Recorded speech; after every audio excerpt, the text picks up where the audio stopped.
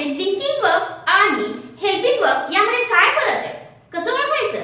Verb तर सेमच असणार आहे, काही सेम असतात काही नसतात. चला पाहूया मग. I am working in company, second एक सेंटेन्स आहे. I am not lazy. याच्यामध्ये काय झाला, वर्ब, हे पण झालं बघ. मग कुठलं लिंकिंग वर्ब आहे आणि कुठलं हेल्पिंग वर्ब आहे? तर याला म्हणायचं हेल्पिंग वर्ब. ओके, याला म्हणायचं लिंकिंग. आता काय रिझन सांगते?